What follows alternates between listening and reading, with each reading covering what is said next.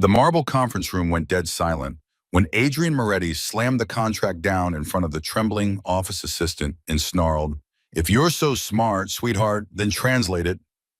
He laughed. The executives laughed. Nina Whitmore picked up the document with steady hands. 3 minutes later, nobody was laughing anymore. Adrian's face had gone white as paper. If you love stories where the underestimated woman destroys the powerful man who mocked her, please subscribe to our channel and stay until the very end. And drop a comment telling me what city you're watching from. I read every single one. Nina Whitmore had learned a long time ago that being invisible was a kind of armor. At 26 years old, she walked through the gleaming lobby of Moretti Imports and Logistics every morning at exactly 6:45, 15 minutes before anyone important arrived. She wore the same 3 blazers in rotation, kept her chestnut hair pulled back in a low knot, and never ever made eye contact with the men in the $1,000 suits. That was the rule. Her supervisor, Margaret, had spelled it out on her first day 8 months ago. "You're a temp, honey. Part-time. You serve coffee, you file paperwork, you smile, and you keep your mouth shut. The men on the 32nd floor don't want to hear your opinions. They want their espresso hot and their lives uncomplicated." Got it. Nina had nodded. She needed the paycheck. Her father's medical bills weren't going to pay themselves, and the linguistics adjunct work she picked up at the community college didn't even cover her rent. So she became invisible. She memorized which executive took 2 sugars and which one took oat milk. She learned that Mr. Donovan from accounting always wanted his bagel toasted on one side only. She figured out how to slip into a room, refill 12 crystal water glasses, and slip out again without a single person noticing she existed. It was, she had to admit, a little soul-crushing. But on this particular Tuesday morning in late October, the soul-crushing routine was about to crack wide open. She was standing at the kitchenette arranging a tray of imported pastries for the 8 o'clock board meeting when she heard Margaret's heels clicking down the corridor at a panicked pace. Nina, where are you?" "In here." Margaret rounded the corner, her face flushed, her clipboard pressed against her chest like a shield. "Change of plans. Carla called in sick. You're covering the Moretti meeting." Nina's hand froze around the silver tongs. "The Moretti meeting, you mean?" "Yes, the big one. Mr. Moretti himself. The Italian delegation flew in last night, and they're signing something major today." Margaret was already pushing the tray toward her. "Just keep the coffee flowing. Don't speak unless someone speaks to you. And for the love of God, don't drop anything." "Margaret, I've never been in a room with him before." "You've seen him in the elevator. You've seen the way he looks at people. Just remember, he's not a man you want to be noticed by. Be a ghost. You hear me? A ghost." Nina's pulse had started to drum in her throat. She'd seen Adrian Moretti exactly twice in her 8 months at the company. The first time he'd stepped into the elevator with 3 men in dark suits, and the temperature in that elevator had dropped about 10 degrees. He hadn't said a word. He hadn't needed to. Everyone else had simply stopped breathing until he stepped out. The second time, she'd been crossing the lobby with a delivery, and she'd accidentally made eye contact with him. Just for a half second, his eyes were the color of charcoal, dark level, completely unreadable, and they had landed on her with the same emotional weight as if he were noting the position of a piece of furniture. She had almost dropped the delivery. Now she was supposed to walk into a room with him, with 12 men like him, and not be noticed. "Margaret, are you sure I'm—" "Just go, Nina. The meeting starts in 7 minutes." Nina picked up the tray. Her hands were shaking just slightly, just enough that the cups rattled against their saucers. She took a slow breath the way her father had taught her to breathe before a difficult oral exam. In through the nose, out through the mouth. Find the rhythm of your own heart. She walked. The conference room on the 32nd floor was bigger than her entire apartment. The ceiling was 20 feet high. The windows looked out over the entire city, and the morning sun was hitting the glass in such a way that the room glowed like the inside of a cathedral. Nina kept her head down. She placed the tray on the side table. She began arranging the cups. The Italian delegation had already arrived. 6 men, all of them in their 60s, all of them wearing watches that probably cost more than her car. They were speaking in low, rapid Italian, which Nina happened to understand fluently. Her grandmother had been from Naples, and her father had insisted she keep up the language. But she gave no sign of comprehension. She just poured espresso and kept her eyes on the rim of the cup. Then Adrian walked in. Nina felt his presence before she saw him. The whole room shifted. Conversations died in mid-sentence. The Italian men actually stood up, which in business culture was the equivalent of bowing. Adrian Moretti was 34 years old. He had black hair cut close on the sides, a jaw that looked like it had been carved out of stone, and the kind of stillness that only very dangerous men ever managed to perfect. He moved through the room without hurrying. He sat down at the head of the table. He didn't look at Nina. She poured his espresso. 2 sugars, no cream. "Gentlemen," he said in a voice that was lower and softer than she'd expected, "let's begin." For the next 40 minutes, Nina stood against the wall and tried to disappear into the wallpaper. The meeting was about a port acquisition in Genoa. That much was clear from context. The Italian men had brought a contract 43 pages single-spaced in legal Italian, and they wanted Adrian to sign it. Adrian's attorney, a sharp-faced woman named Vivian, had a translated English version in front of her. She kept tapping the 3rd page and frowning. "The translation services have given us this version," Vivian was saying, "but there are 3 clauses I'm not entirely comfortable with. Clauses 17, 22, and 31. I'd like to bring in an outside linguist before we sign." Adrian's jaw tightened. "Vivian, the signing is today. The plane back to Milan leaves at 4. "I understand, sir, but the language here, what does it say?" "In English, it appears to say that we're acquiring a 60% stake in the Genoa terminal with full operational control. But the Italian phrasing in Clause 17 has a turn of phrase I don't recognize. Subordinato a. It usually means subject to, but in some legal dialects it can imply the senior Italian man." A silver-haired gentleman named Signor Bertolini smiled benevolently and said something in Italian to his colleagues. Nina, standing 5 feet behind him with a coffee pot in her hand, and understood every word. He had said, "The American doesn't read Italian. By the time he understands what he signed, the ships will already be ours." The other Italians had chuckled. Nina's hand tightened on the handle of the coffee pot. She felt the blood rise into her face. She felt something else too. Something hot and slow-burning that she hadn't felt in a long time. Her father called it the burn. The thing that happened when you watched someone get cheated and you knew the truth and you couldn't stay quiet. She tried to stay quiet. She really did. Vivian was still talking. "Sir, I'm asking for 48 hours to bring in a forensic translator. Just 48 hours." Adrian leaned back in his chair. His eyes were dark and tired. "Vivian, this deal has been on the table for 9 months. We don't have 48 hours. Signor Bertolini spread his hands and smiled. "Mr. Moretti, please. We are gentlemen. The contract is exactly as the translation states. You have my word." Nina, still holding the coffee pot, looked at her shoes. "Don't," she told herself, "don't say a word. You will lose your job. You will lose the medical insurance. You will not be able to afford your father's neurologist next month. Do not open your mouth." And then Adrian did the thing. He turned his head, just slightly, just enough to glance at the woman standing against the wall holding the coffee pot. His eyes were sharp and amused and a little bit cruel. "You," he said. Nina froze. "Sir." "What's your name?" "Nina, sir. Nina Whitmore." "Nina," he said the name like he was tasting it. "You've been standing there with your eyebrows up for the last 5 minutes. You look like you have an opinion." The room went very still. Vivian shot her a look of pure horror. The Italians turned in their chairs, surprised, looking at Nina for the first time. Nina forced herself to smile.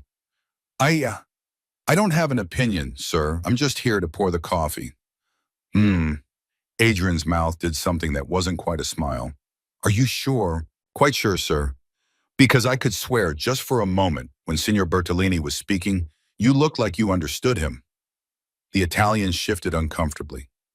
Nina's heart was pounding so hard she was afraid he could hear it. "Sir, my Italian is very limited." "How limited?" I took some classes in college." Adrian leaned forward. Now he was watching her the way a cat watches something small. "Tell me, Nina Whitmore, do you read Italian?"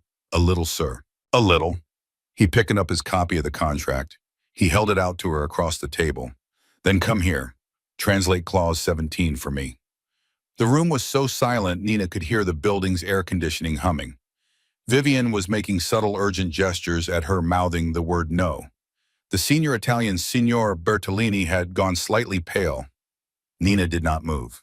Sir, she said, I'm not asking if you're qualified, Nina. Adrian's voice was quiet, almost gentle. I'm asking you to translate. 3 sentences. That's all. He smiled. If you're so smart, sweetheart, then translate it. He laughed. Not a kind laugh, a short, contemptuous laugh, the kind of laugh a man uses when he wants to remind the room who is the king and who is the cleaning staff. The other men at the table laughed too in that nervous, automatic way that men laugh when the boss laughs. Nina felt her face burn. She set down the coffee pot on the side table. She walked very slowly to the head of the long mahogany conference table. She took the contract from his outstretched hand. Her fingers were steady now. She had no idea why. Maybe because once you're already humiliated, there's nothing left to be afraid of. She turned to clause 17. She read it once in Italian silently. She read it again. She felt her throat go tight. Mr. Moretti, she said, would you like the literal translation or the honest one? The smile slid off Adrian's face. What did you say? I said, Nina repeated in the calm, precise voice she used when she lectured undergraduates. Would you like the literal translation or the honest one? They are not the same thing. Vivienne's mouth had fallen open. Signor Bertolini had gone from pale to gray. Adrian stared at Nina for a long moment. Something had changed in his eyes. The cruel amusement was gone. In its place was something sharper. Something almost interested. Both, he said quietly. Give me both. Nina nodded. She held up the page. The literal translation reads as follows. The buyer shall acquire 60% of the operational shares in the Port of Genoa terminal facility, subject to the continued cooperation of the existing managerial board. She paused. That is what your English translator wrote. That is what your attorney has been reading. That is what Signor Bertolini is asking you to sign. Adrian's jaw flexed. And the honest translation? Ian.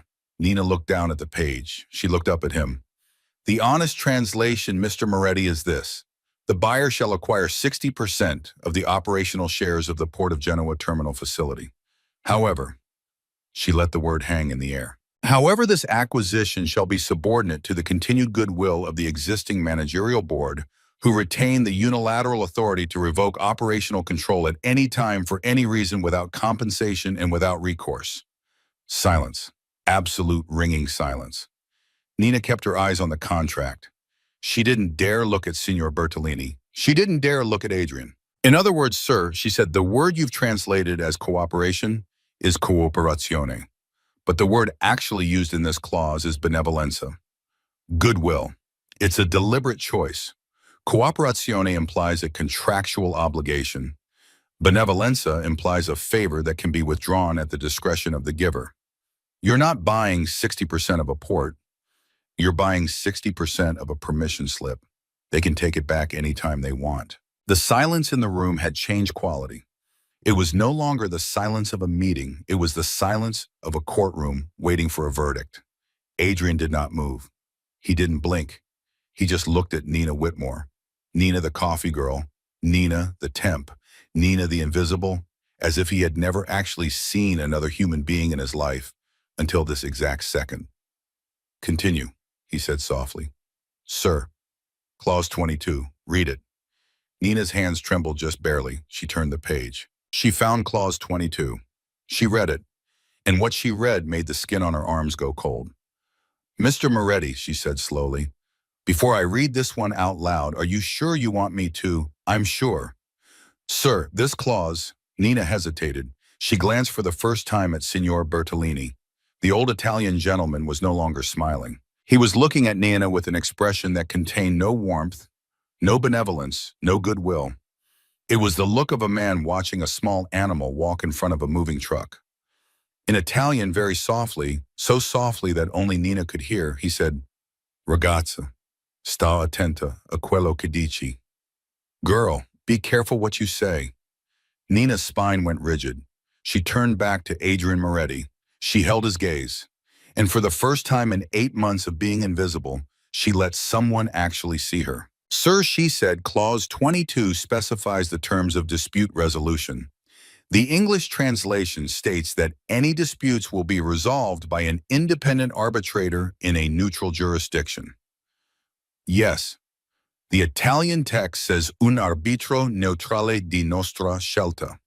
Translate, a neutral arbitrator of our choice, their choice. Not a mutually agreed party, not an independent body, a judge they pick, in a city they pick, under laws they pick. She set the contract down on the table. Her hands were perfectly still now.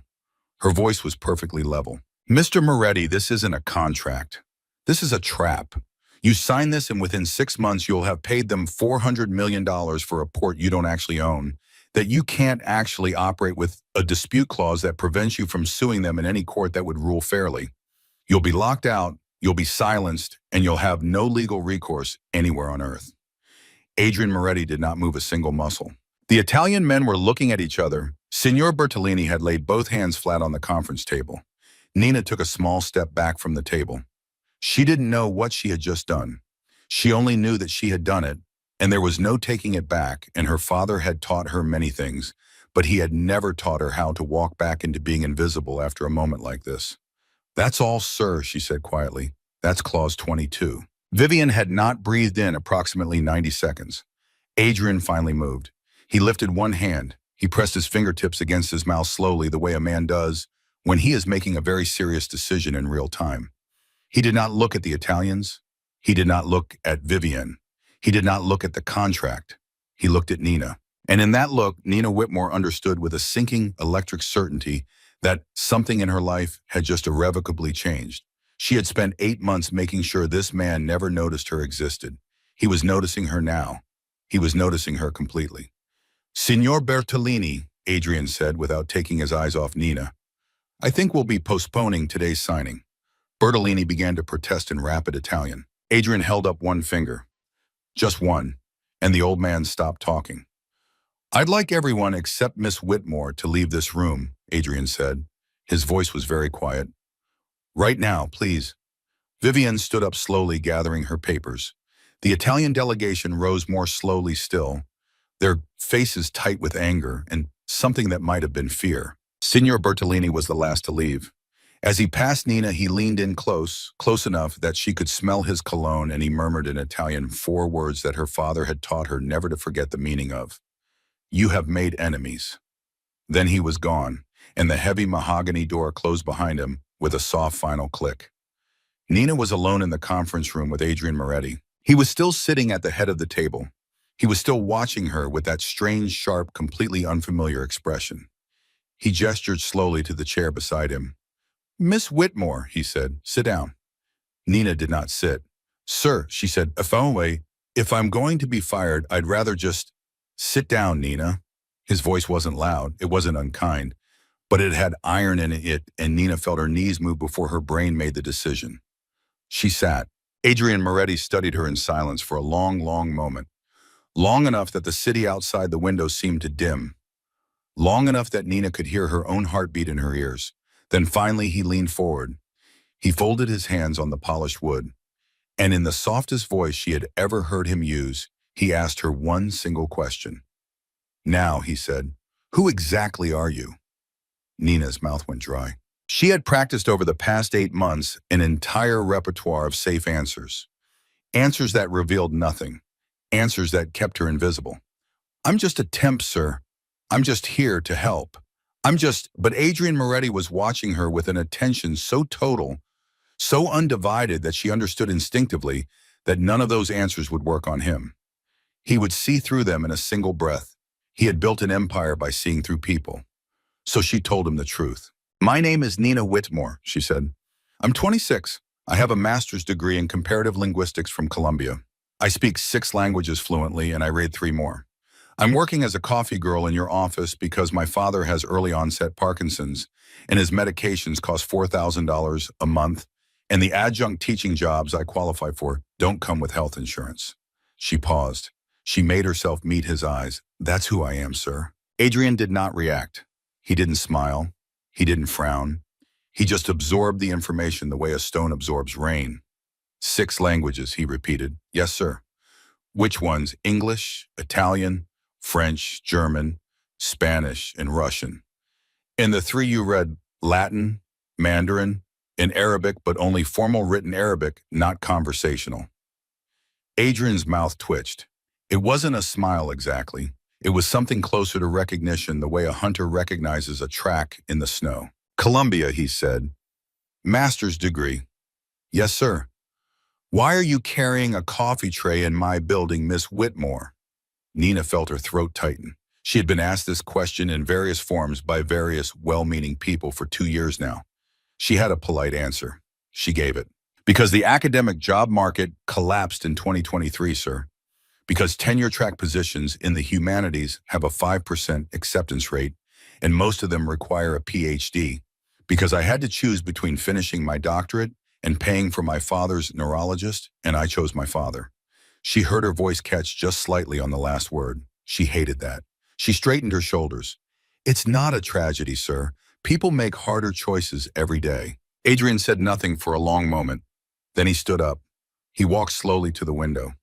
He stood with his back to her, his hands in his pockets looking down at the city below. Nina did not know what he was thinking.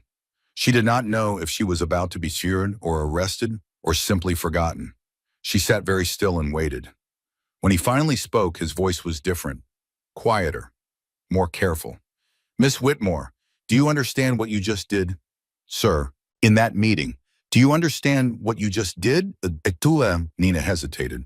I told you the truth about the contract, sir. You did more than that. Adrian turned slowly to face her. You just cost the Bertolini family approximately $400 million in 10 minutes with a coffee pot in your hand. Nina's stomach dropped. Sir, I didn't mean to. I'm not angry, Miss Whitmore. You're not. No. Adrian walked back toward the table. He sat down, not at the head this time, but in the chair directly across from her. He folded his hands. I'm trying to decide what to do with you. The way he said it made Nina's skin go cold. She had grown up hearing her father quote a line from an old Italian play. The dangerous men are not the ones who shout. The dangerous men are the ones who think.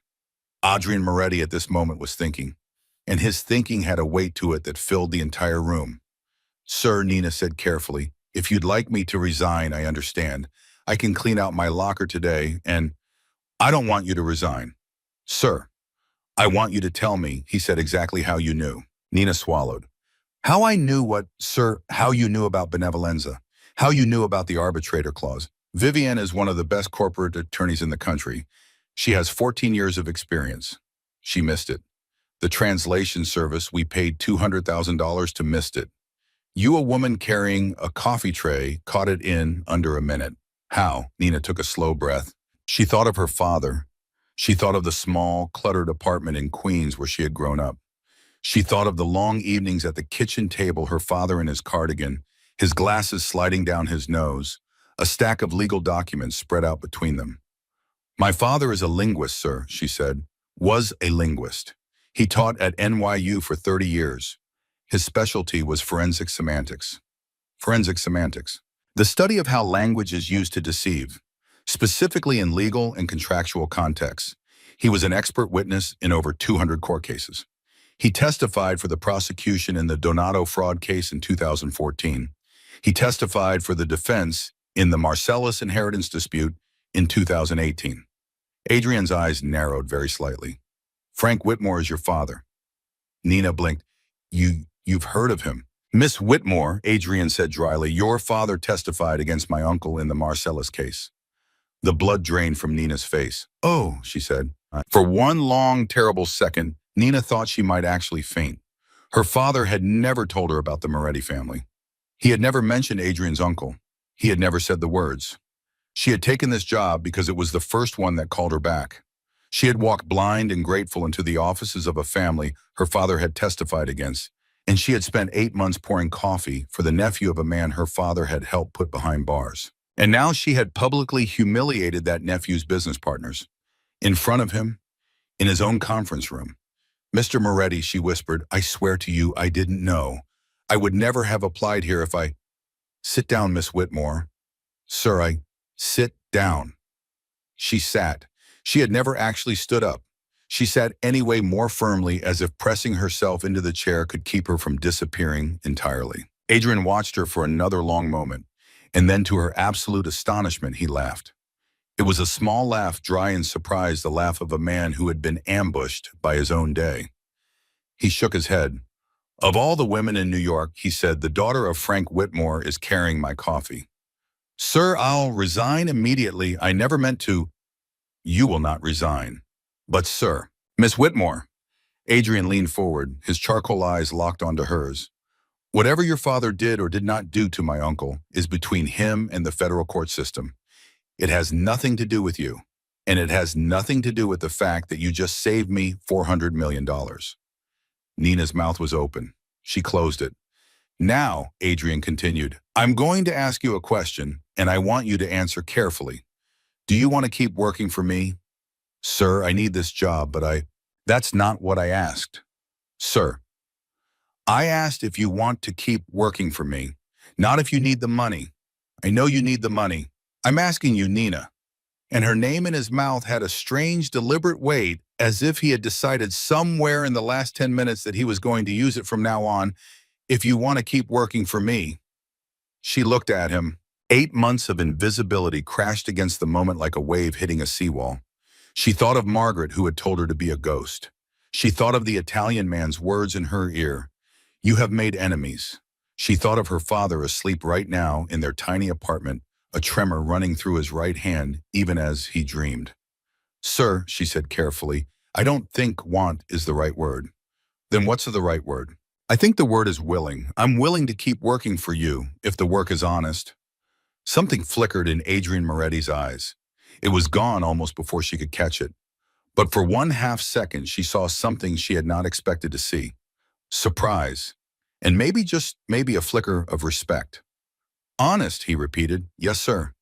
And what does honest work mean to you, Miss Whitmore? It means I won't lie for you, sir. I won't translate things to mean what you want them to mean. I'll tell you what they actually say, went I, even when you don't want to hear it, especially then. Adrian stared at her. For one cold, terrible second, Nina was sure she had gone too far. Then he leaned back in his chair slowly, and a real smile, the first real one she had seen from him, spread across his face. It was not a warm smile. It was not a kind smile. It was the smile of a man who had just found a tool he had been looking for a very long time. Miss Whitmore, he said softly, you are going to be very useful to me. The way he said the word useful made Nina's spine prickle. He pressed a small button on the underside of the conference table. Somewhere outside the room, a door opened. Vivienne, the attorney, walked back in her face tight, her eyes flicking between Nina and Adrian with poorly disguised confusion. Sir, Vivienne said. Vivienne, effective immediately, Miss Whitmore is no longer a temporary office assistant. She is being promoted to my personal corporate translator. She will report directly to me. She will sit in on every contract negotiation involving non-English documentation. Her salary is to be tripled starting today, and she is to be given full health benefits for herself and one dependent. Vivienne's mouth opened slightly. Sir, of course, but the chain of command. There is no chain of command, Vivienne. She reports to me, only me. Is that clear? Yes, sir. Good. Now find me Bertolini's hotel. I'd like to send him a very polite gift basket and a very impolite letter. Miss Whitmore will be drafting both. Vivienne nodded crisply and left. The door closed. Nina was alone with him again. Sir, she said quietly, I appreciate the promotion, I do. But I'd like to be clear about what I am and am not willing to do. Go on. I will translate for you. I will tell you what the documents actually say. I will tell you when people are lying, but I will not deceive on your behalf. I won't write contracts designed to trap people. I won't be a weapon, sir. I'll be a mirror. There's a difference. She had no idea where the courage was coming from. Her hands under the table were shaking, but her voice was steady. Adrian looked at her for a long, considering moment. A mirror, he repeated. Yes, sir. Miss Whitmore, do you understand the kind of business I am in? I have an idea, sir. Tell me. Nina hesitated. She thought of her father's testimony in the Marcellus case. She thought of the rumors that drifted through the office like cigarette smoke. She thought of the men in dark suits in the elevator. I think you do many things, sir. Most of them are legal. Some of them are not. I don't ask. I don't want to know. I just want to do my work. Adrian laughed again, that small, dry laugh. An honest mirror that knows when not to look. You really are your father's daughter. Yes, sir, Nina said. I really am.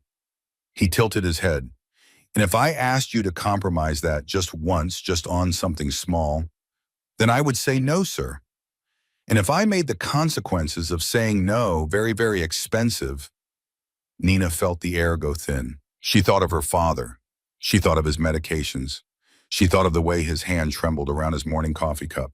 She thought of the small mercies, the second-hand armchair. He loved the radio. He listened to the book she still read aloud to him on Sunday afternoons because his eyes got tired so quickly now. She thought of all of it, and then she answered, "Then I would still say no, sir, and I would walk out of this building, and I would find another job. It might be a worse job, but it would still be mine." Silence. Adrian Moretti studied her with the kind of patient, calculating attention that had probably ended marriages and broken men. Nina did not look away. Finally, he nodded. "Very well," he said. "An honest mirror. A no, that means no. I accept your terms, Miss Whitmore, for now." He stood up. The meeting evidently was over. "Vivian will arrange your new office and your new contract. Be back here at 2 o'clock this afternoon. We have work to do." "Yes, sir." She rose. She turned to leave. She was almost at the door when his voice stopped her. "Nina," she turned. "I knew you understood Italian," he said softly from the moment Bertolini made his joke. "Your face moved. Just a little. Just for a second. Most people would have missed it. I didn't." Nina's stomach turned over. "Why did you make me prove it then, sir?" she asked. "Why didn't you just ask me?" Adrian smiled. It was a thin knife-edged smile. "Because I needed to see, Miss Whitmore, what kind of woman you are when a powerful man laughs at you in a room full of his subordinates. I needed to see if you would shrink, or if you would cut." He picked up his coffee cup. He took a slow sip. "You cut. That's good. That's exactly what I needed to know." He set the cup down. "Welcome to your new job, Miss Whitmore." Nina walked out of the conference room on legs that did not entirely feel like her own. The corridor was empty. The Italian delegation had been escorted from the building. Vivian was nowhere in sight. Nina made it to the elevator, pressed the button, and stood waiting in the silence with her heart pounding so hard she could feel it in her teeth. When the elevator arrived, she stepped inside. She pressed the button for the lobby. She watched the numbers count down, 32, 31, 30, and somewhere around floor 28, the full weight of what had just happened landed on her. She had a real job now, a real salary, health insurance. Her father's medications would no longer be a monthly emergency. She could afford his neurologist. She could afford a new wheelchair. She could afford to breathe. She had also, in the span of one morning, become the personal asset of a man who watched people the way other men watch chess pieces. A man who had tested her with public humiliation just to see if she would break. A man whose uncle her father had testified against in federal court. She thought about Bertolini's words, "You have made enemies." She thought about Adrian's words, "I'm trying to decide what to do with you." She was halfway across the lobby when her phone buzzed in her pocket. It was a text from a number she did not recognize. "Welcome to your new role, Miss Whitmore. Car will pick you up tomorrow morning at 7 o'clock sharp. Be ready. A.M." Nina stared at the screen. Her hand was shaking again, but for a different reason now. She typed back, "How did you get this number, sir?" 3 dots appeared instantly. Then a reply, "I had it before you walked into the meeting this morning." Nina read the message 3 times. The lobby felt colder than it had a moment ago. She put the phone away. She walked out of the building. The October air hit her face cold and bright, and for a long minute she just stood on the sidewalk watching the yellow cabs roll past, trying to slow her own breathing. Her father's voice came back to her then, the way it always did when she needed it. Something he had said to her years ago when she was struggling through a difficult case study in his office at NYU. "Nina, listen to me. Powerful men do not give power away, they lend it. And the moment you forget that, you become their property. Promise me you'll remember." She had promised. She had promised at 14, sitting on his desk in her school uniform, swinging her legs. She had promised at 22, the day she'd accepted her first real job. And she promised again now, standing on the sidewalk outside Moretti Imports and Logistics on the strangest morning of her adult life. She closed her eyes. She breathed in. She breathed out. "I remember, Dad. I remember." When she got home that night, her father was awake. He was sitting in his armchair by the window, the way he always was, a book open on his lap that he had probably stopped reading hours ago because his eyes had gotten tired. "Nina Bear," he said when he saw her face, "what happened?" She set down her bag. She knelt beside his chair. She took his trembling hand in hers. Dad, she said, I think I just got promoted. That's wonderful, sweetheart. Where to? She looked at him, at his thinning gray hair, at the soft, tired blue eyes that had taught her all her life how to read between the lines. Dad, she said carefully, have you ever heard of the Moretti family? The book slid very slowly off her father's lap and hit the floor. He didn't pick it up. Nina, he said in a voice that was suddenly not tired at all. Nina, what have you done? Nina did not move. Her hand stayed wrapped around her father's, and she could feel the small, constant tremor of his fingers against her palm. Dad, she said carefully, what do you mean, what have I done? Frank Whitmore looked at his daughter for a long time. His blue eyes, which had been soft and tired a moment ago, were sharp now. Sharp in a way Nina had not seen them in years, not since the last time he had taken the witness stand. Nina Bear, tell me exactly what happened today. Don't leave anything out. So she told him. She told him about the meeting, about Bertolini's joke in Italian, about the contract, about the way Adrian Moretti had laughed at her and the way she had not been able to stay quiet. She told him about benevolenza. She told him about Clause 22. She told him about the way the room had gone silent and the way Adrian had said her name like he was tasting it. She told him about the promotion, the triple salary, the health benefits, and she told him about the text message and the line that had stopped her cold on the sidewalk. I had it before you walked into the meeting this morning. Frank Whitmore listened to all of it without saying a word. When she was finished, he sat back in his armchair and he closed his eyes, and he was silent for so long that Nina began to wonder if he had fallen asleep. Then very quietly he said, get me my address book, the leather one, in the bottom drawer of my desk. Dad, just get it, Nina. She went into his small study. She pulled open the bottom drawer. The leather address book was wedged underneath a stack of old academic papers. She brought it back. He took it with both hands. His tremor made the pages flutter. He thumbed through it slowly until he found a page near the back. He pulled out a single piece of paper that had been folded twice into a small square. Dad, what is that? Sit down, Nina. She sat on the ottoman in front of his chair. He unfolded the paper. It was a photograph, black and white, old, probably from the early 2000s. It showed three men standing in front of a building Nina did not recognize. One of them was much younger, but unmistakably her father. The man in the middle was older, heavyset, with thick silver hair. The third man on the right was tall and thin and wearing a dark coat. This was taken in 2007, her father said quietly. The man in the middle is Carmine Moretti. He was the head of the Moretti family at the time. The man on the right is his younger brother, Lorenzo. Lorenzo's son, Adrian, would have been about 15 years old when this picture was taken. Nina stared at the photograph. You knew his father. I knew his father very well, Nina. Lorenzo Moretti was my friend. Your friend, for 7 years, from 2003 to 2010. Nina felt the floor tilt slightly under her feet. Dad, you've never told me any of this. There's a reason for that, sweetheart. What reason? Frank Whitmore looked at her for a long moment. Then he refolded the photograph slowly and slid it back into the address book. Lorenzo Moretti hired me in 2003 to consult on his contracts.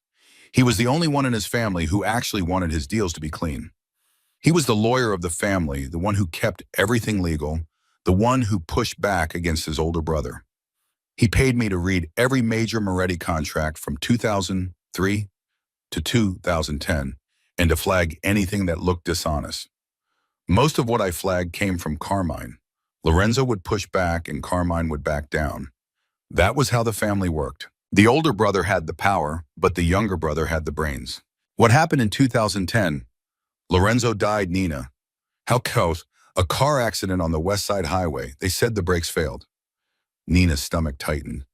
Dad, I know what you're thinking. I thought it too. I never had any proof. But Lorenzo had been pushing back hard against Carmine that year, and 3 months before he died, he told me he was thinking of taking the family in a different direction, a legal direction. He said his son Adrian was going to inherit everything someday, and he didn't want Adrian to inherit a war. And then he died. And then he died. Frank's voice was very quiet. And 4 years later, Carmine got tangled up in the Marcellus inheritance dispute, and the prosecution called me to the stand because I had the documentation. Every Moretti contract from 2003 to 2010 had passed through my hands. I had notes on all of it. I had to testify Nina.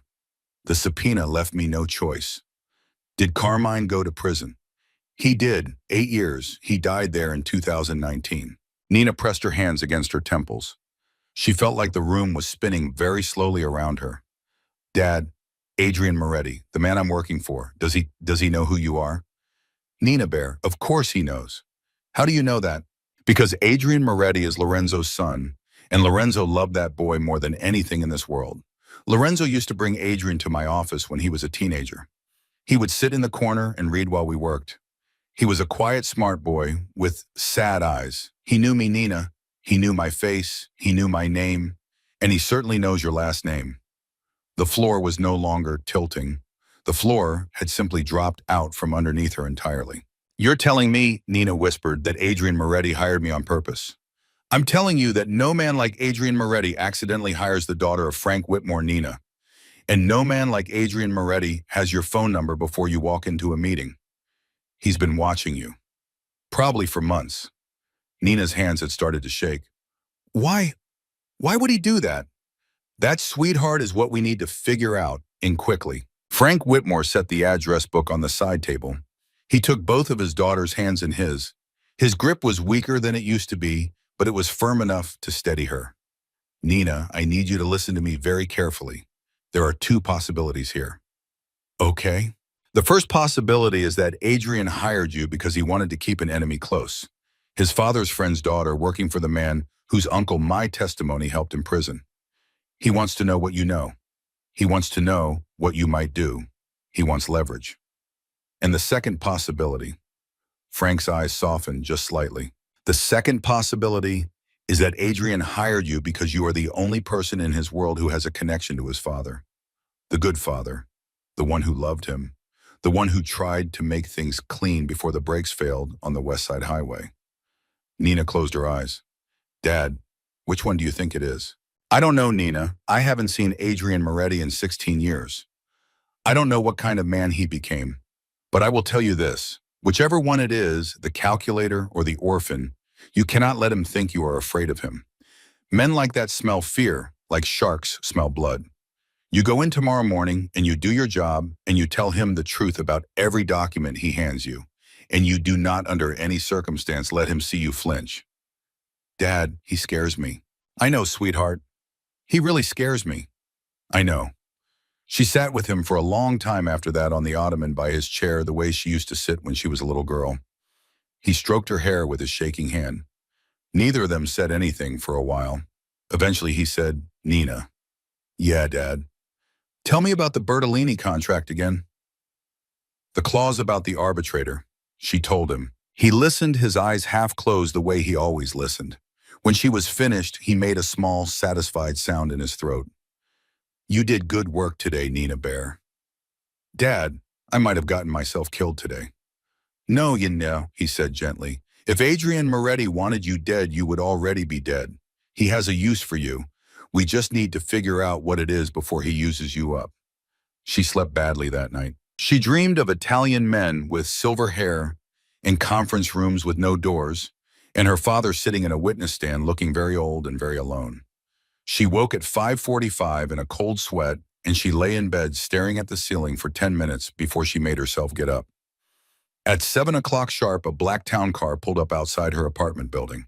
The driver, a heavy-set man in his 50s with a gray mustache, opened the rear door for her. Miss Whitmore, I'm Salvatore. I'll be driving you from now on. From now on? Yes, ma'am, Mr. Moretti's instructions. Every morning at 7, every evening at whatever time you finish. Nina got into the car. The leather was soft. The interior smelled of expensive cologne and faintly of cigar smoke. She set her bag on the seat beside her and watched the city slide past the tinted windows. Salvatore, she said carefully after a few minutes, how long have you worked for Mr. Moretti? 22 years, Miss Whitmore. So you knew his father? There was a small pause. Salvatore's eyes flicked up to the rearview mirror. They met hers for a moment. Yes, ma'am. I drove for Mr. Lorenzo before. What was he like? Another pause. Longer this time. He was a good man, Miss Whitmore. The best man I ever worked for. He hesitated. Adrian is his father's son. In some ways, in other ways he is not. Nina looked at the back of Salvatore's head. She did not press him further. When they arrived at the building, a different floor was waiting for her. Not the lobby, not the temp pool, the 32nd floor. A young woman in a pearl gray suit was waiting at the elevator door. Miss Whitmore, I'm Hannah. I'll be your assistant. My assistant. Yes, ma'am, Mr. Moretti has set up your office. Please follow me. Nina followed her down a corridor she had never been allowed on before, past glass doors and oil paintings and a frosted glass conference room she had never seen the inside of. They stopped at a heavy walnut door with a brass nameplate already mounted on it. Nina Whitmore, Director of Linguistic Operations. Nina stared at the nameplate. Director of Linguistic Operations, she said slowly. Yes, ma'am. Mr. Moretti coined the title himself. The office inside was larger than her bedroom. There was a polished desk. There was a leather chair. There was a window looking out over the river. There was a small espresso machine on a side table, and beside it a fresh bouquet of white roses with a small card. Nina opened the card. Welcome, Miss Whitmore. The first contract is on your desk. I'll see you at noon.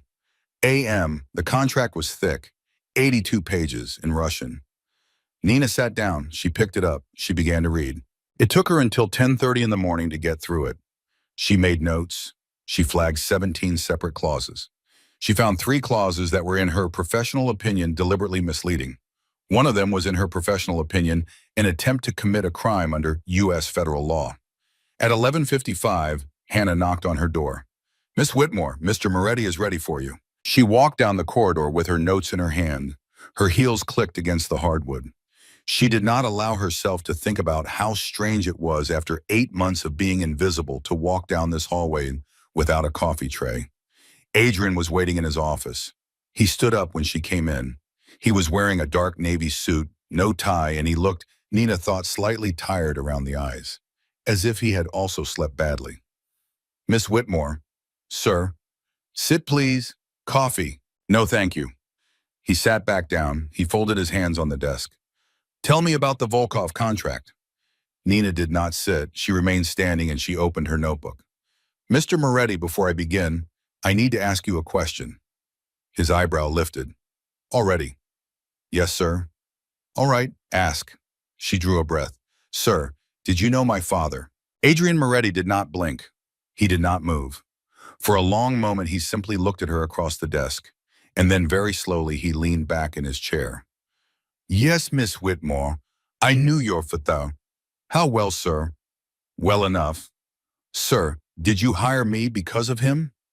Adrian was silent for a long time. He looked, Nina thought, almost amused, almost sad.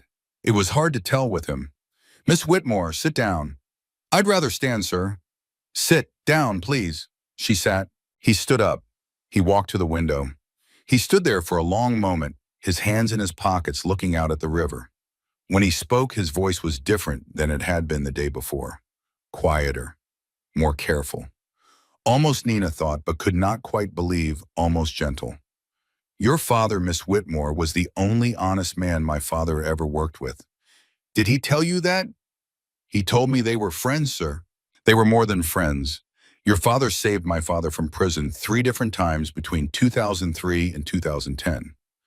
Not by lying, by making sure my father's contracts were too clean to prosecute. He kept Lorenzo Moretti out of jail by making him an honest businessman. Did he tell you that? No, sir, he didn't. He's a humble man. That's one of the reasons I respected him. Adrian turned from the window. His charcoal eyes were unreadable.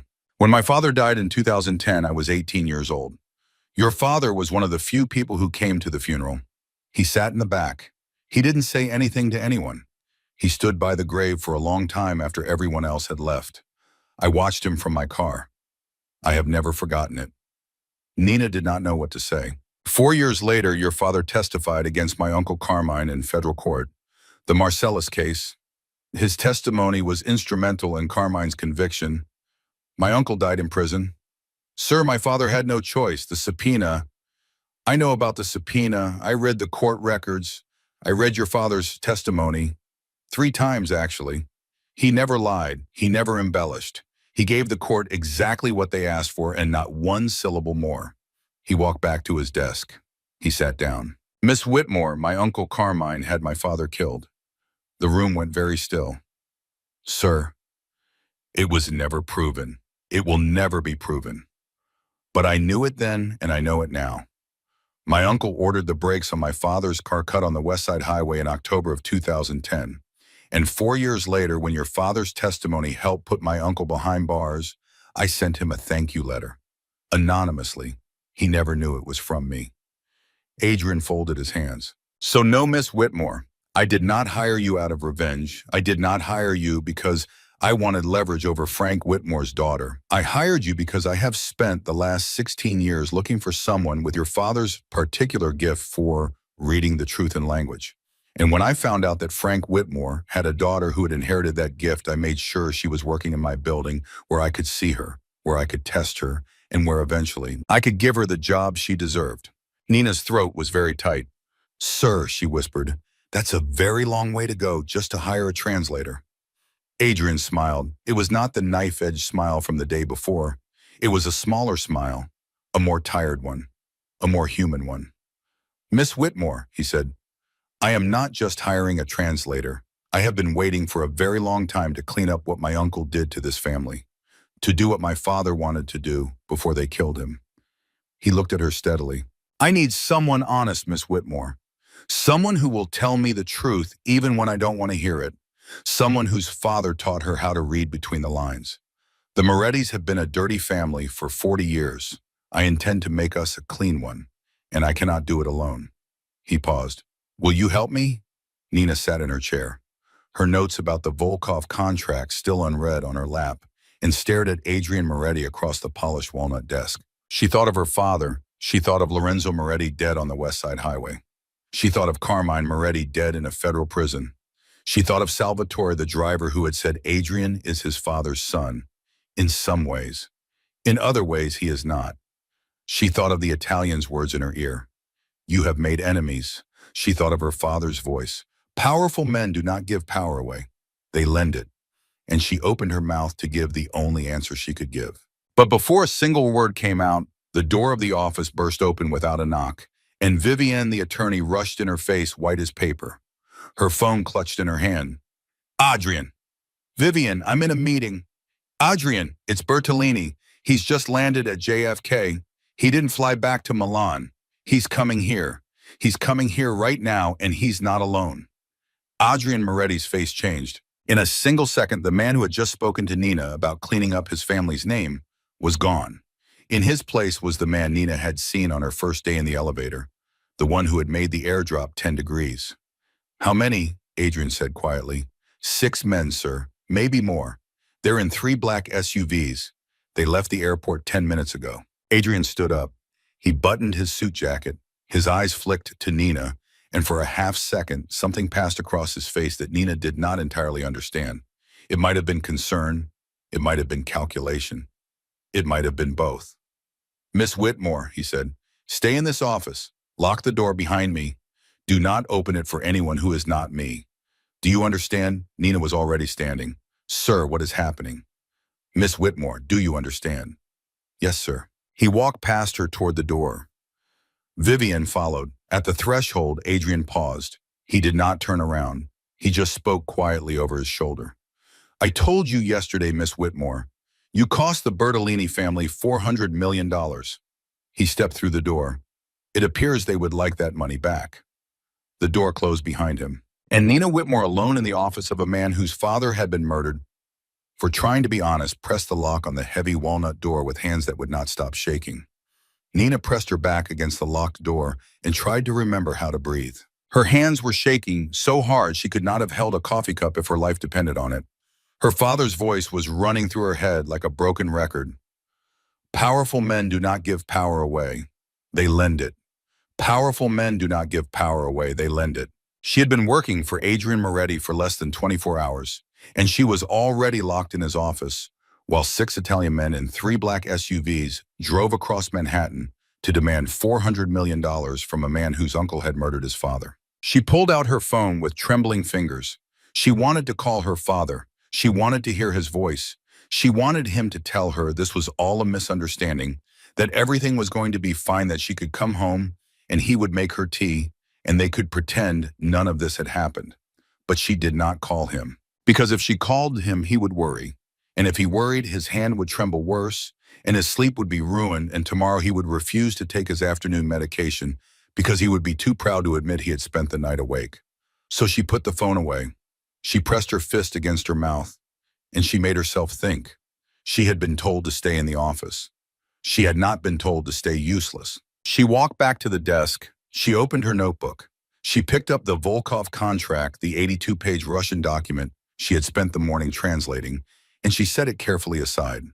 Then she pulled up the chair, turned on the desk lamp, and started looking at every other piece of paper Adrian Moretti had left on his desk. She was going to learn this man's business. She was going to learn it now.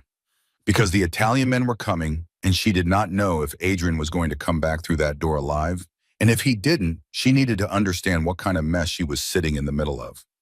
She read for 35 minutes. She read shipping manifests. She read board memoranda. She read 3 different contracts in 3 different languages. She read a financial summary that made her stomach flip.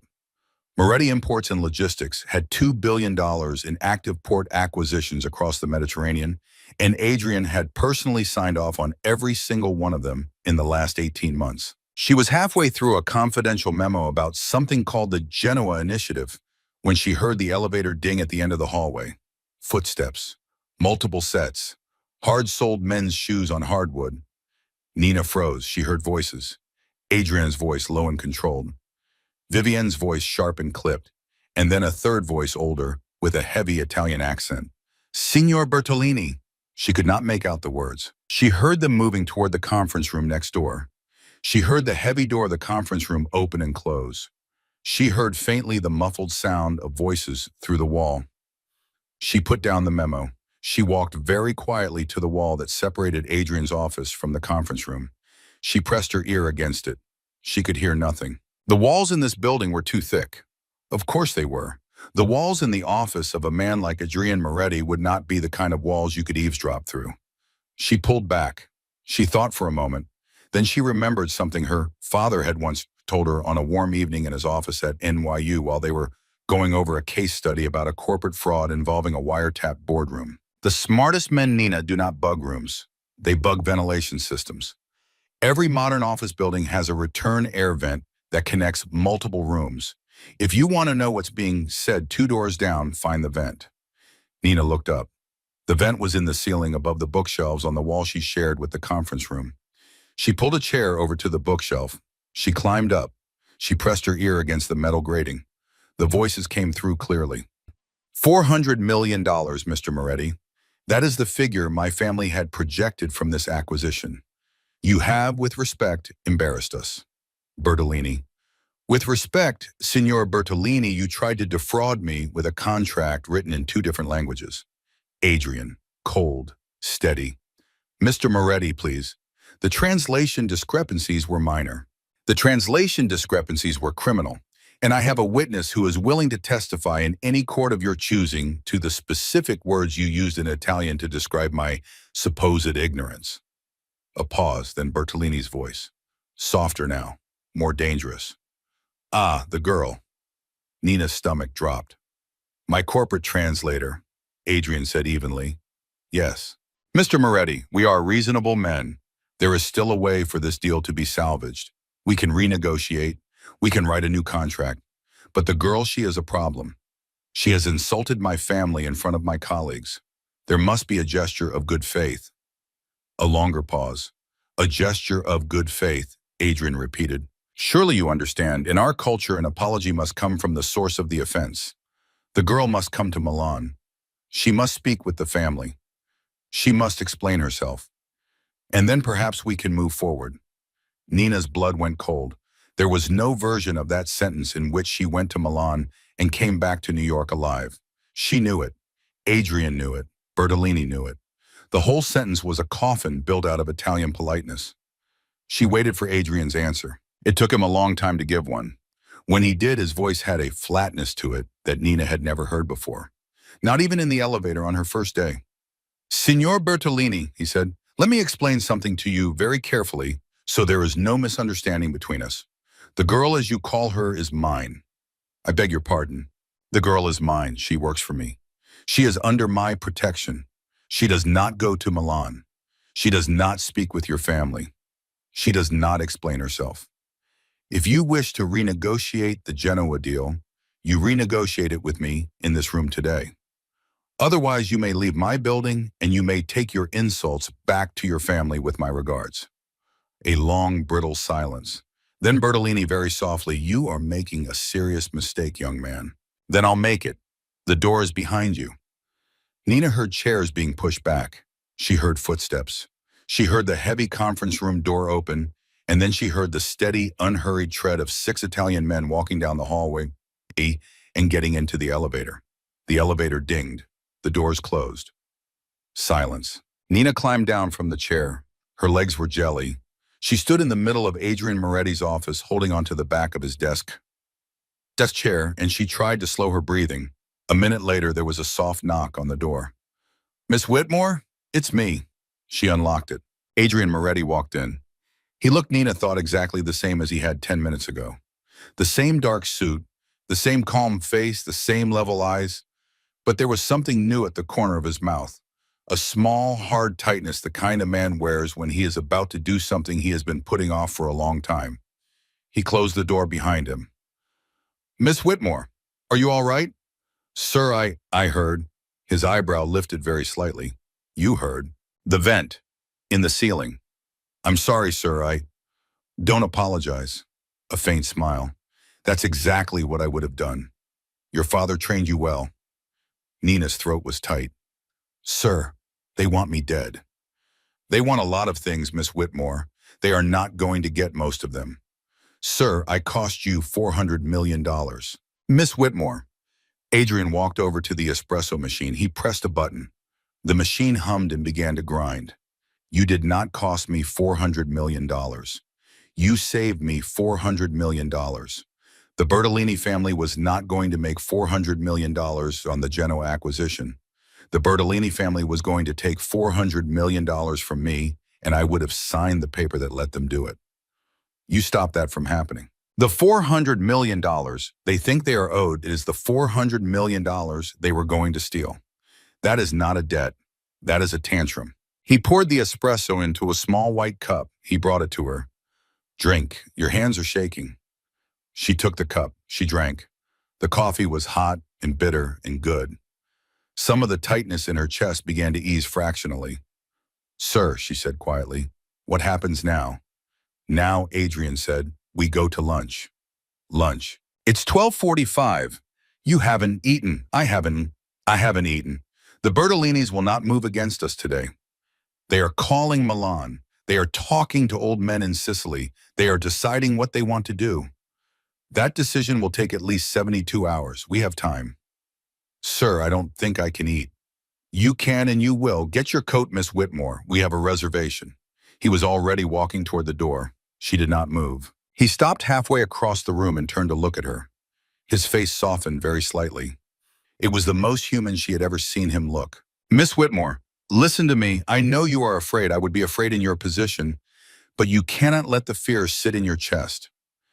If you let it sit, it freezes you, and we cannot afford for you to be frozen. So you are going to put on your coat. We are going to walk out of this building together. We are going to be seen in public having lunch at a restaurant where every member of every important family in this city eats. And by the time we are finished with our meal, every old man in every dark room in this city will know that Nina Whitmore is under the protection of Adrian Moretti. And then, Miss Whitmore, the people who are thinking about hurting you will think twice. Do you understand? She nodded slowly. Yes, sir. Good. Coat. She got her coat. The car ride to the restaurant was silent. Adrian did not look at his phone. He did not make calls. He did not work. He simply sat in the back of the car with her, his hands folded in his lap, and he watched the city pass. Halfway there, without turning his head, he spoke. Miss Whitmore, may I ask you a question? Yes, sir. How is your father?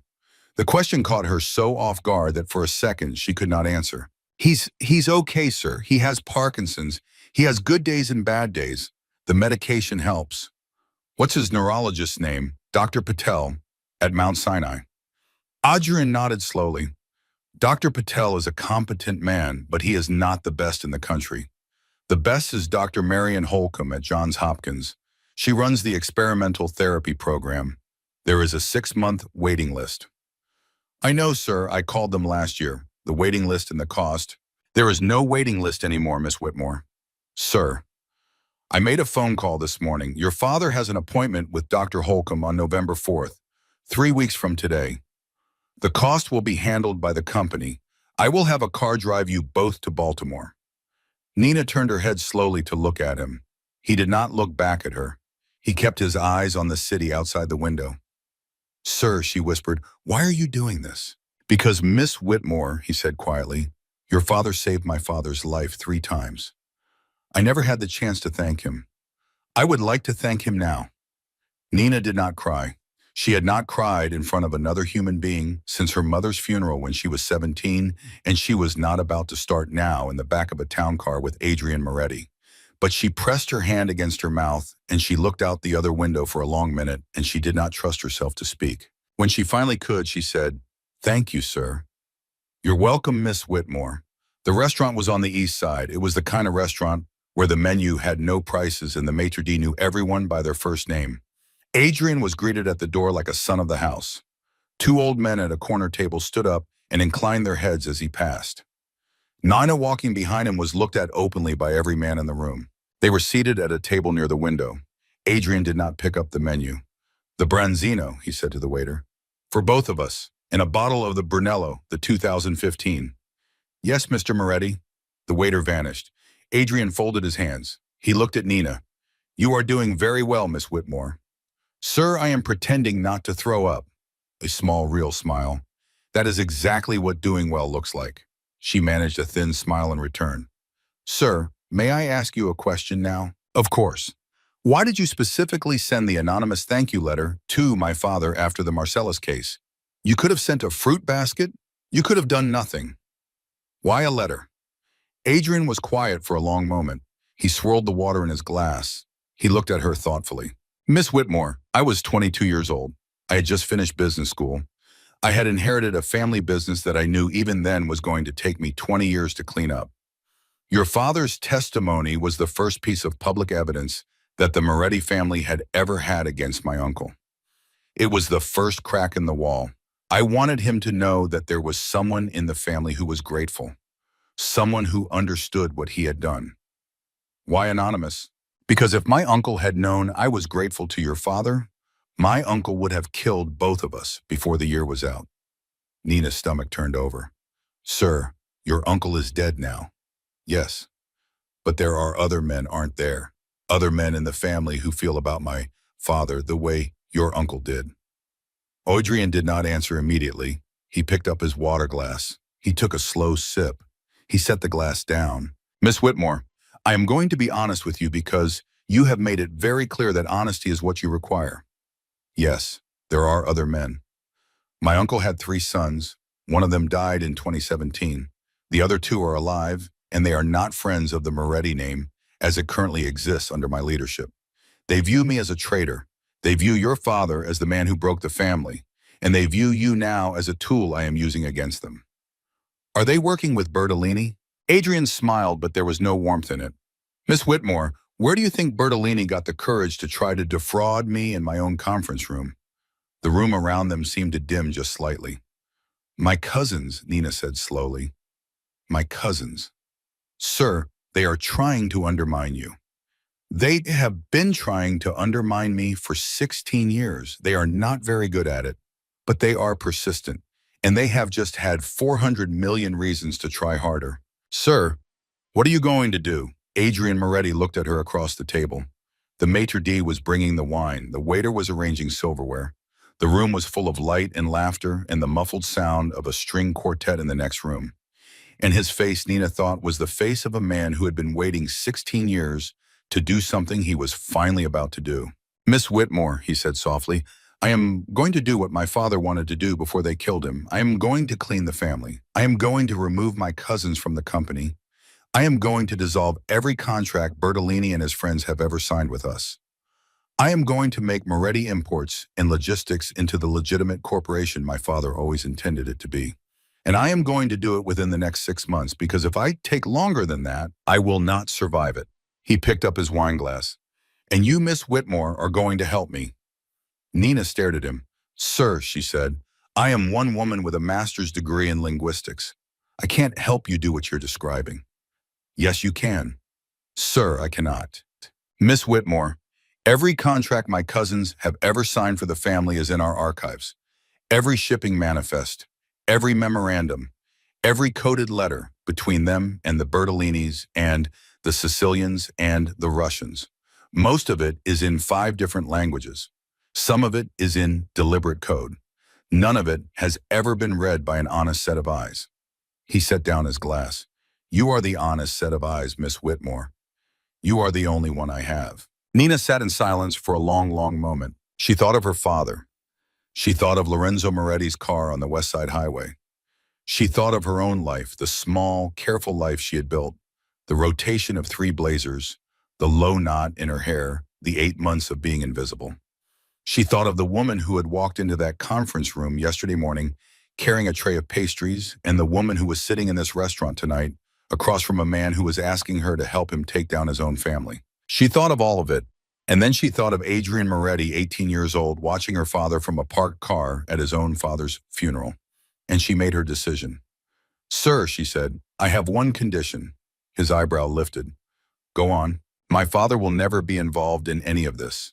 He will never be named. He will never be contacted by anyone in your family or any other family. He will live the rest of his life in our apartment in Queens with his books and his radio, and he will die peacefully of natural causes at home. That is the condition. That is the only condition. If anything happens to him, I walk. I disappear. I take everything I have learned about the Moretti family with me, and I disappear. Adrian Moretti looked at her for a long moment. Then he raised his wine glass. Miss Whitmore, he said, you have my word. She raised her glass. They drank.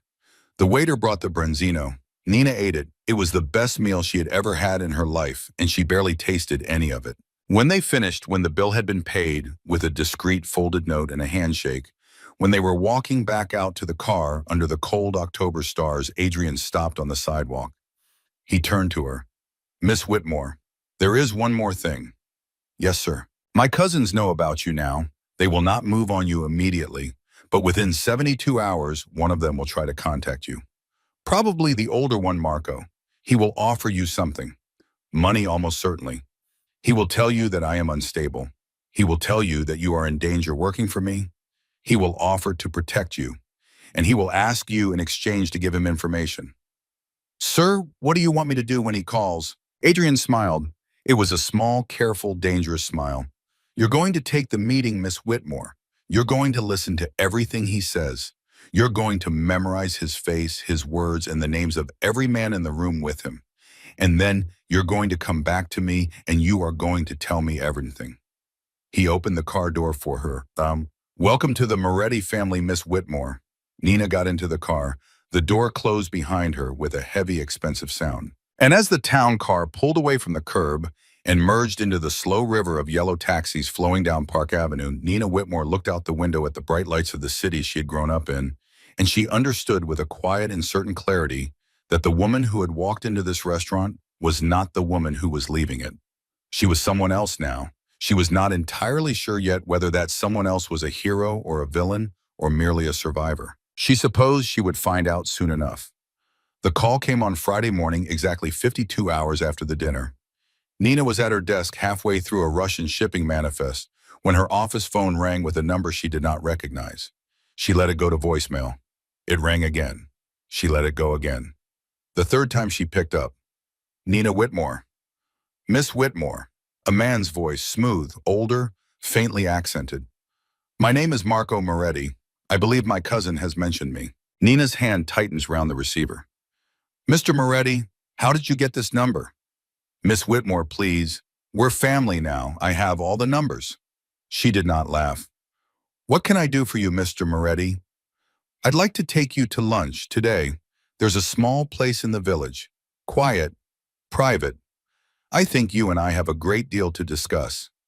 She closed her eyes. She heard Adrian's voice in her head.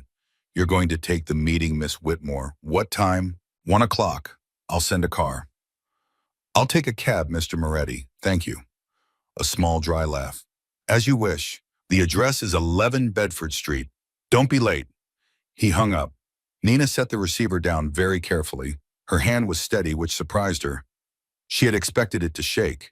She walked down the hallway to Adrian's office. She knocked once. She opened the door without waiting. He was on a phone call. He looked up. He took in her face. He said into the phone, I'll call you back. And he hung up. He called you. Yes, sir. 1 o'clock, 11 Bedford Street. Adrian nodded slowly. He picked up a pen. He wrote the address on a small notepad. He tore off the sheet. He folded it twice and put it in his jacket pocket. You will go, he said. You will eat. You will say very little. You will let him talk. He likes to talk. When he offers you money, you will not refuse and you will not accept. You will tell him you need time to think. You will ask him for 48 hours. You will leave. Yes, sir. Salvatore will drive you. He will wait outside the entire time. If you are inside for more than 90 minutes, he will come in for you. Do you understand? Yes, sir. Adrian stood.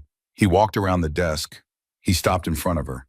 For one strange, suspended moment, Nina thought he was going to take her hand. He didn't. He just looked at her with those charcoal eyes and he said, Miss Whitmore, I want you to listen to me very carefully. Marco Moretti is not a stupid man. He is a cruel man. He will say things to you that are designed to make you doubt me. Some of them will sound very persuasive. He will probably tell you that I had something to do with my father's death. He will probably tell you that I am planning to discard you the moment you have served your purpose.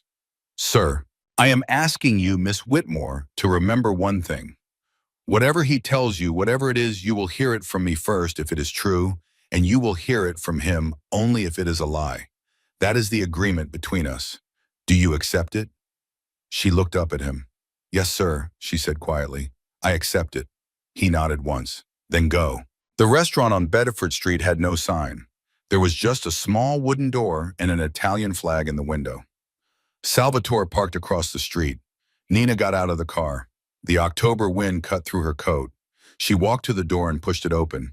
A maitre d' looked up. Miss Whitmore, Mr. Moretti is expecting you. He led her to a back room. There was one table.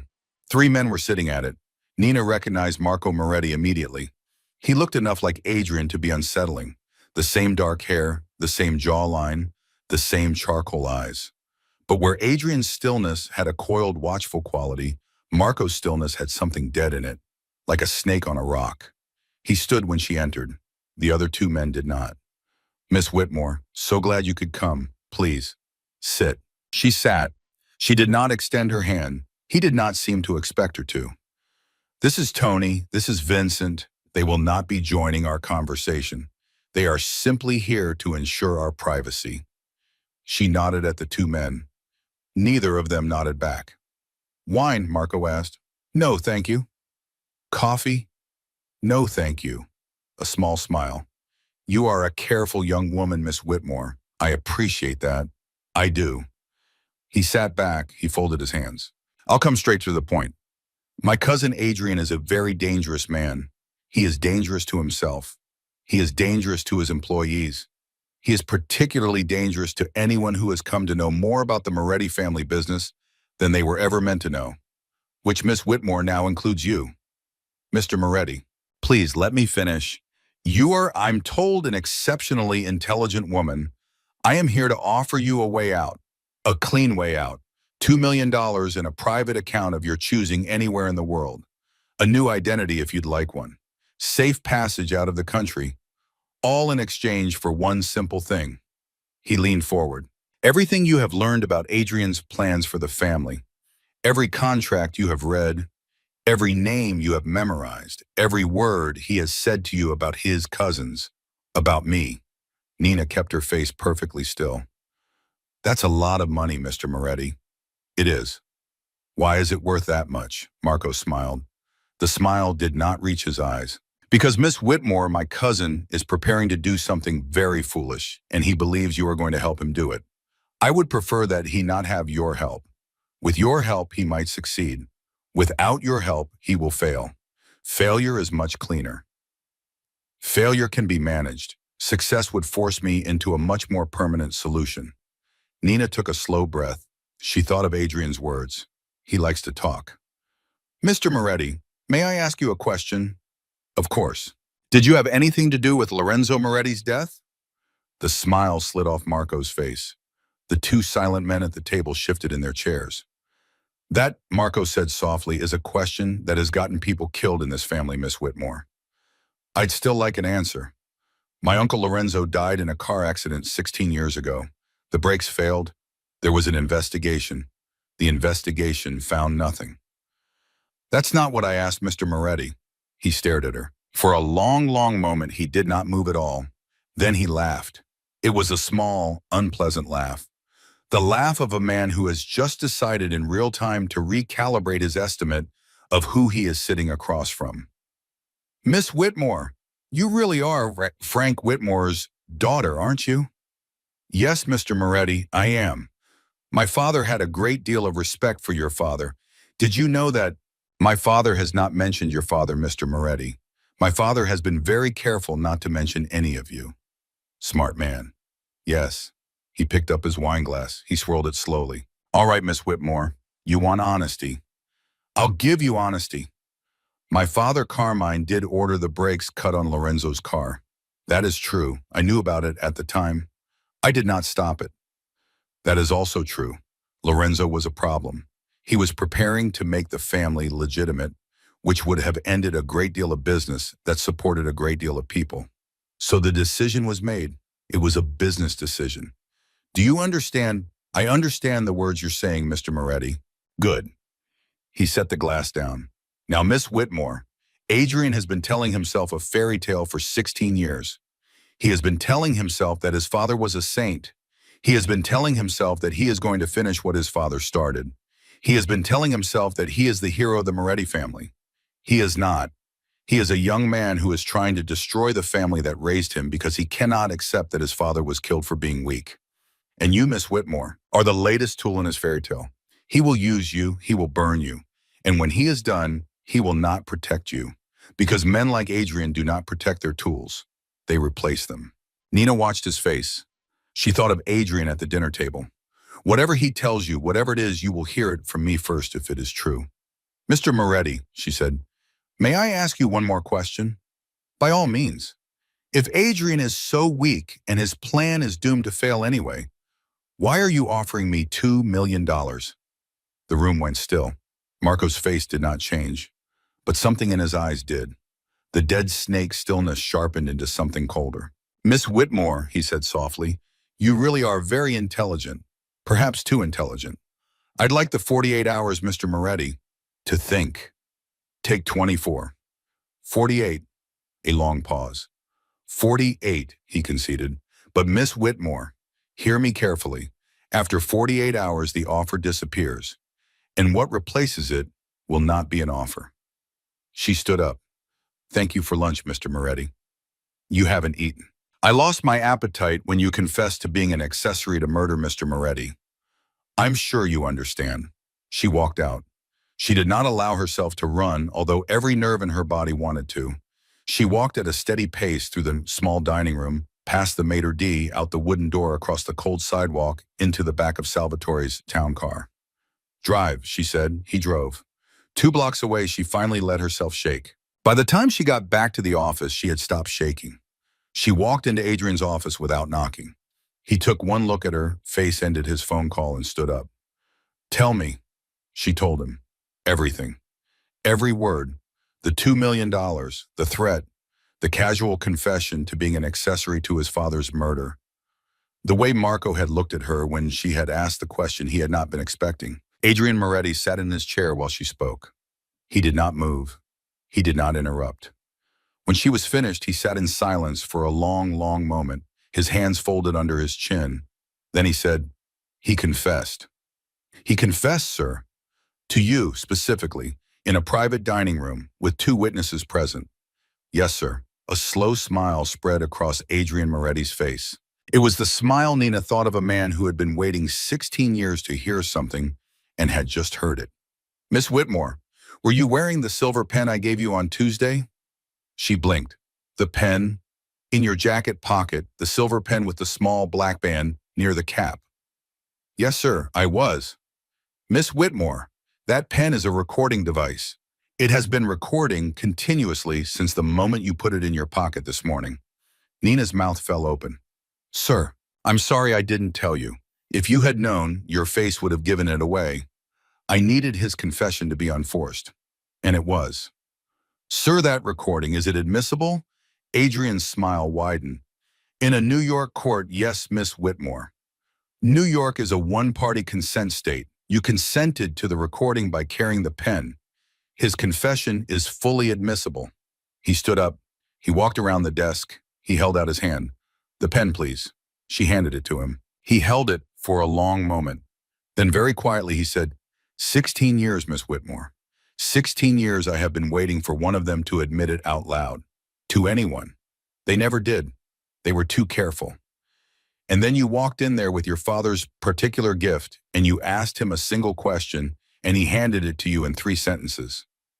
He looked up at her. Your father would be very proud. Nina did not trust herself to speak. What happened over the next 6 weeks happened very quickly. Adrian did not go to the police. He did not need to. He used the recording the way a chess master uses a pin piece. He met privately with the surviving men of the Moretti family council. He played them the recording. He explained calmly that Marco had now created a liability that endangered every man in the room. He proposed a vote. The vote was unanimous. Marco Moretti was removed from the family, permanently. He was placed under what the council politely called extended supervision at a property in Sicily where he would live out the rest of his life without access to a phone, a computer, or the family business. His brother Vincent, the older one, took the deal Marco had refused. He retired. He moved to Florida. He never spoke to a Moretti again. Within 90 days, every cousin who had been working against Adrian was either retired, relocated, or dead. None of them died at Adrian's hand. 2 of them died of perfectly natural causes that Nina did not ask any questions about. Bertolini's family quietly withdrew their objection to the canceled Genoa deal. They returned the deposit. They never spoke to Moretti Imports and Logistics again. The board of Moretti Imports and Logistics voted in early December to formally restructure the company as a fully publicly audited corporation. The vote was unanimous. The press release said it was a milestone in modern corporate transparency. Nobody outside the family knew what it had cost. On the 3rd week of November, Nina drove with her father to Baltimore. They stayed in a hotel paid for by the company. Dr. Marion Holcomb saw her father for 2 hours. She put him in the experimental therapy program. She told Nina that with the new protocol, her father's tremor could potentially be reduced by 60% within 6 months. Nina cried in the lobby of the hotel that night alone for 20 minutes. She had not cried since her mother's funeral. It was the first time she had cried since. The day after Thanksgiving, Adrian called her into his office. Miss Whitmore, sit please. She sat. I want to make you a permanent offer. Sir, you have over the past 3 months helped me dismantle a 40-year-old organized crime structure and replace it with a legitimate corporation. You have read 16 languages worth of contracts, decoded 11 different ciphers, and identified 4 separate fraud schemes I would never have caught on my own. You have done all of this while caring for a sick father, and you have done it while every man in this city was wondering whether you would survive the year. He folded his hands. I would like to offer you the position of Chief Operating Officer of Moretti Holdings, the new entity, full equity partnership, full transparency, full board recognition. You would be the first person outside the family in 4 generations to hold an executive position at this company. Frankly, you have earned it 3 times over. Nina sat very still. Sir, she said, I am 26 years old. Yes, Miss Whitmore. And the men who built this country were younger than you when they did it. Age is not a qualification. Competence is. Sir, may I think about it? You may have as long as you need. She thought about it for 3 days. She thought about it on the long subway ride from Queens. She thought about it sitting next to her father, who was reading more comfortably now that his hand had stopped shaking quite so much. She thought about it at her mother's grave on Saturday morning, where she stood in the cold and talked to the woman she had not been able to talk to for 9 years. She thought about it finally in the small kitchen of her father's apartment on Sunday evening while her father made tea. Dad? Yes, Nina Bear. He offered me a partnership, chief operating officer. I know, sweetheart. He called me last week. She turned around. He called you. He came to see me, actually, 2 weeks ago while you were at work. Dad, you didn't tell me. I wanted you to make the decision yourself. She sat down at the kitchen table. Her father set down a cup of tea in front of her. He sat across from her. He took her hand. He came to ask my permission, Nina Bear. Not for the bomb. The bomb is yours. He came to ask my permission to court you. The teacup clattered against the saucer. To Dad. He told me very plainly that he had developed feelings for you over the past 6 months that were inappropriate to act on while he was your employer. He told me that he intended to give you the partnership offer regardless of your answer to the personal question. He told me that if you took the partnership but rejected him personally, he would never bring it up again and he would respect your decision for the rest of his life. Nina's mouth had gone completely dry. Dad, what did you tell him? Frank Whitmore looked at his daughter. The tremor in his hand was small now. His blue eyes were soft. I told him, Nina, that you were not mine to give. I told him that he could ask you himself. And I told him that if he ever caused you a single moment of harm, your father might be old, but your father had testified before, and your father would testify again. She started to laugh. She started to cry. She did both at once, sitting at the smallest kitchen table in the apartment in Queens where she had grown up. Her father reached across the table and squeezed her hand. Nina Bear, listen to me. What you do next is your decision. The children, the man, all of it. I will support you no matter what you choose. But I want you to know one thing, Show. What, Dad? Lorenzo Moretti was the most decent man I ever worked with. Adrian is his son. I have watched him very carefully for the last 6 weeks, and I believe in my heart that he is his father's son, not his uncle's. There is a difference, and it matters. She went back to the office on Monday morning. She walked into Adrian Moretti's office at 8:45. She did not knock. He looked up. He stood. Miss Whitmore. Mr. Moretti, I accept the partnership. He nodded once. I'm glad. And Mr. Moretti? Yes. My father told me that you went to see him. A faint flush touched the edge of his face. It was the most human she had ever seen him look. Miss Whitmore, Sir. She held up a hand. Before you say anything else, I want to tell you something. I have spent my entire life learning to read between the lines, to find the truth that men hide in their language, to catch the small word that gives away the lie. And in 6 months, sir, I have read more of you than you probably realize. He waited. You are not a kind man, Master Moretti. You are not a soft man. You have done things in the building of this new company that I do not ask about and do not want to know about. But you are an honest man when honesty is offered to you. You kept your word about my father. You kept your word about the company. You kept your word about everything you ever told me. And in a world like the one I have been living in for 6 months, sir, that is not nothing. That is, in fact, the only thing that matters. She walked toward his desk. My answer is yes, Mr. Moretti, to the partnership, and to the other question, the one you have yet asked me. My answer to that, when you ask it, will also be yes. Adrian Moretti looked at her for a long moment. Then, for the first time since Nina Whitmore had met him, he smiled with his whole face. Miss Whitmore, he said softly, you really do read between the lines, don't you? Yes, sir, she said. I really do. A year later, the woman who had once been told to be invisible sat at the head of a boardroom in a building she half-owned, in a city that had once tried to swallow her whole with the man she had once been afraid to look at, sitting at her right hand, and her father, his tremor reduced by 70%, watching from the back of the room, with quiet, proud eyes. The contract on the table was 43 pages long and written in 3 languages, and Nina Whitmore read it cover to cover. And there was not a single hidden word in it, because nobody anywhere in the world was foolish enough to try and hide a word from her anymore. The mafia boss had laughed at her once and said, if you're so smart, then translate it. She had translated it. She had translated all of it. And the woman who had been carrying a coffee tray on a Tuesday morning in October was now the woman who decided which contracts got signed in the city of New York. That was the truth of it. That was the whole of it, and that was the end.